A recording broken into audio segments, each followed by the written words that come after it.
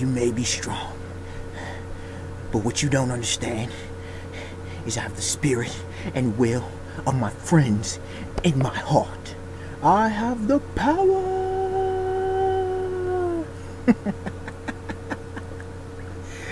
Alright, recently, there has been a debate over a certain topic which should not be debated.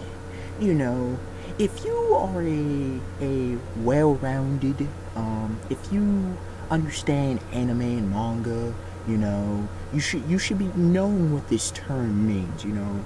But unfortunately, there is a good percentage of people in the YouTube and anime and manga community who are filled with butthurt fanboys and fangirls, okay? Certain fandoms are butthurt because of, you know, they can't cope, you know, they can't use logic and reason for whatever reason, you know, they for some reason refuse to use their mind, you know, like, you know, but this series does this, and this series does this, but my series does this, like, no! For some reason, they don't understand the basics of story writing. They can't understand bad writing.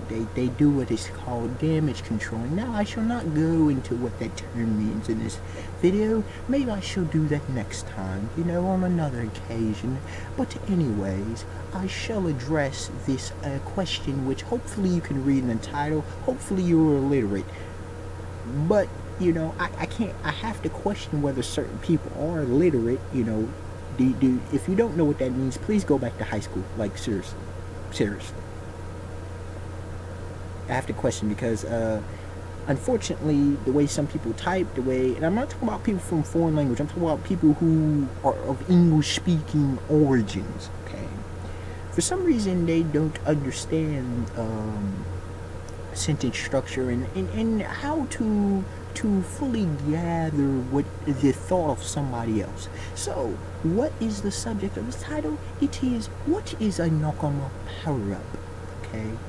Like I said, if you know anime and manga, this should be obvious. Obvious.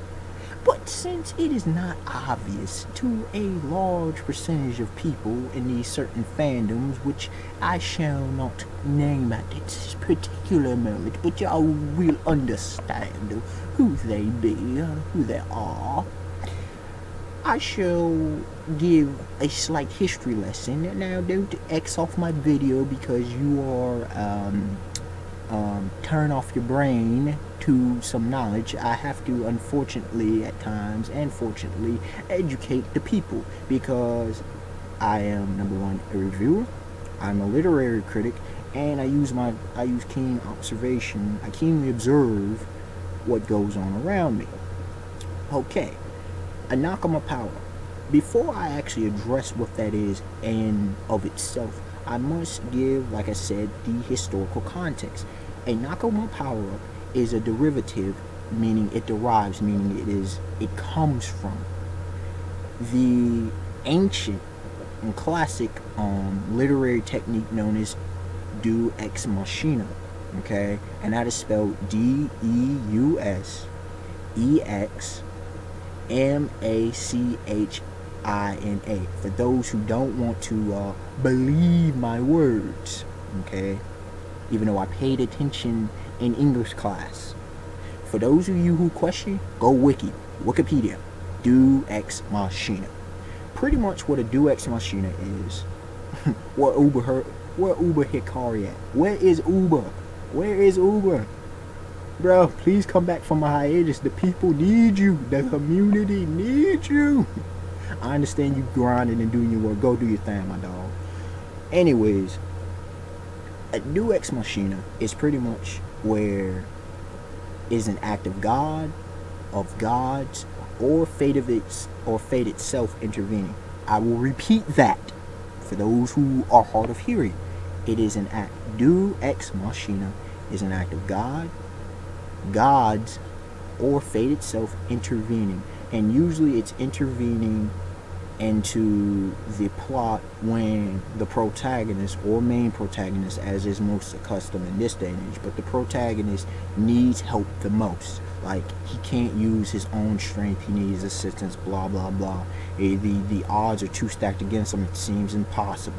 Okay, you know, now this ain't, you know, this is more than just a plot device. It literally is just out of nowhere, and it's usually more towards heroes. Now, two classic examples. Number one, I mean, I'm not going to take it back to the Greek times because, you know, I don't want to totally mix up the minds of people. But two classic examples, two legendary examples, are when Beowulf. When Beowulf faces Grendel's mother in the undersea cave, or under the sea, y'all know, and Beowulf, he's fighting her, and all his strength and all his weapons, even though he's superhuman and everything, it's not working.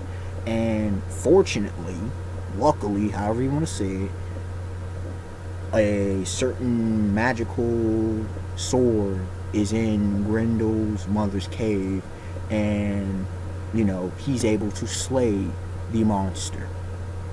Okay, another example is in Lord of the Rings. At the end, in the Return of the King, the last book of the trilogy, you know, when Frodo's up on Mount Doom, and Frodo's just, you know, I ain't gonna go off on Frodo in this one. I ain't gonna do it. I ain't gonna do it. But pretty much when Frodo's succumbing to the temptation, he doesn't want to get rid of the ring. Those Sauron's right up on his ass. Sauron's about to come wreck house. If he gets that ring, Gollum, you know, Smeagol comes out of nowhere. He takes the ring, and he slips and falls in there. Deus Ex Machina. You know, even though he followed them, that's some Deus Ex Machina definitely. That's definitely fate intervening, because Frodo didn't have the balls to get the job done. Okay. 3, you know, what do I want to go 3? But some modern examples of some Deus Ex Machina. I'll begin with Monkey D. Luffy in One Piece. Do y'all remember in Logtown when Buggy and Alvida and all them had him up on the execution platform, and Luffy is about to go out like Goldie Roger? Okay, Luffy even had that epic smile, even better than me, that wide face, cheesing, going out like a boss. But a lightning bolt strikes, you know, when a lightning bolt strikes, destroys the platform, and Luffy up out of there. And you can kind of say that, you know, his father, Monkey D. Dragon, we later find out, you know, doing that with Smoker, Captain Smoke at the time, you know, stepping in. You could say that was, you know, but that whole incident with the lightning strike, Deus Ex Machina all the way. I'm not saying, look, Deus Ex Machina ain't necessarily a bad thing. It's just, okay, that's what the author wanted to use. That's what Oda wanted to use. Another example is in a battle with Naruto. Oh, Naruto's, y'all know Naruto. If I'm not even a Naruto fan, okay, not a fan of the series, but I know the series Naruto is filled with Deus Ex Machina. One classic example is, if you watch, especially in the anime, it shows the fight again, you know, Naruto versus Neji in a Chunin exam. Okay, there is no reason, Naruto fans, y'all know, there is no reason Naruto should have beaten Neji. Zero. I mean, literally. Okay, maybe he had about maybe a 20% chance of beating Neji. Naruto was getting his behind whooped. I know he's the main character, he's the main protagonist, but come on, man, Naruto was getting his behind whooped by Neji. Freaking them 64 palms, all the chakra points, Naruto is done. If not for the doggone Kyuubi's chakra out of nowhere flaring up, giving him another set of chakra, it would have been done. Also, Neji getting cocky and explaining, you know, not finishing off Naruto, allowing Naruto to stick in the fight. Y'all know. Y'all know. Third example, Deus Ex Machina, Dragon Ball. In Dragon Ball Z, you know, the whole story's called Dragon Ball for those who are not aware. Anyways, but in Dragon Ball Z, okay, the fight with Goku versus Frieza. Again, Deus Ex Machina is not bad. Goku turning Super Saiyan. Oh, hell yeah, it was Deus Ex Machina. Hell yeah. Let me break down the situation for y'all. You have this. Goku, he's become super powerful. Still can. I mean, he done throw a spirit bomb at Frieza. Strongest attack, nothing. I mean, Goku's beat up. Frieza's beat up. Frieza still got plenty of juice to go. Goku's at his limits. He watches. I mean, people forget this. They often talk about Krillin's death. Y'all forget, Vegeta was killed. Vegeta talked to him. Not talking about some talk no jutsu. No, when Vegeta breaks down, it's like, remember who you are. Remember who you are. Where's Mufasa at when you need him, right? So, Vegeta talks to him. Krillin dies. His homeboy, his best friend, though. The rage of Goku, the rage of the Saiyan. That Saiyan blood. And y'all remember the scene, the greatest transformation, one of the greatest scenes in fiction history. That scene, though. That scene, though. He becomes the legendary Super Saiyan. Now, to Nakama Power Up, long enough explanation of what Deus Machina is. Nakama Power Up is quite simple. Y'all saw how I introduced this video, right? You were paying attention, right? Pretty much a Nakama Power Up is when, namely the main protagonist, it's like Deus Machina, okay, has no business beating his opponent, but all of a sudden, instead of some, some plot twist to slightly in favor out of nowhere, fate or god or gods, like how the Greeks used to do, the gods would help out. Y'all understand what I'm saying? No, instead of that, what happens? The power of friendship. Now, y'all see my thumbnail. Y'all know the two series that are notorious, especially recently, for doing this foolishness. Naruto and Fairy Tail. Now, I'm probably gonna get a bunch of hate on this. Don't care. Do not give a damn.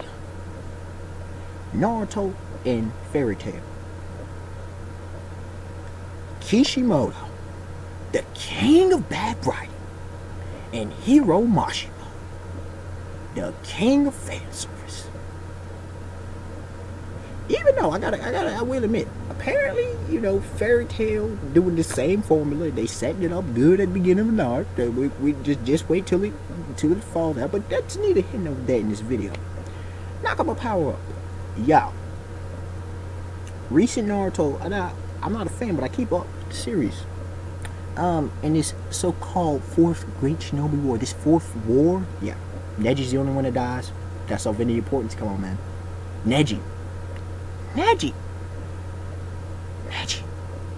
One Piece is Marine for war.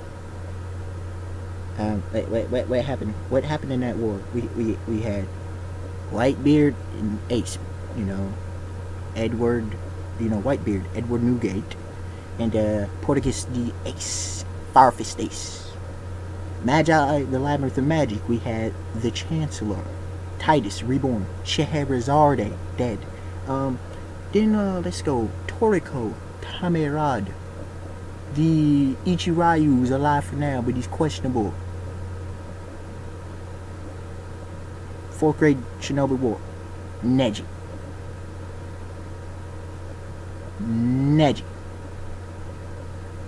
Obito. Too OP.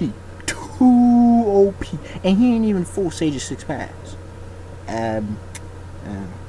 Nobody can touch him. But for some reason, Naruto's chakra, which is supposedly infinite, I guess. But even Naruto fans, reviewers are like, how on earth is Naruto, whose chakra is supposed to be sucked, how does he keep getting his chakra upon chakra upon chakra? That's Deus Machina of himself. But what makes this a Nakama Power Up?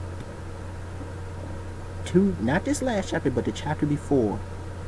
All the Konoha 11, besides I guess Sakura or whatever, I don't know. I mean, it continued kind of in this recent chapter, but all of them doing Rasengan. Rock Lee. How is Rock Lee doing a Rasengan? How do you do a jutsu that you don't even know? And they say, oh, but it was planted on a chakra. No. And they were able to cut through Obito's barrier. And Sasuke apparently, he didn't need, but Sasuke Naruto's attack was able to affect Obito.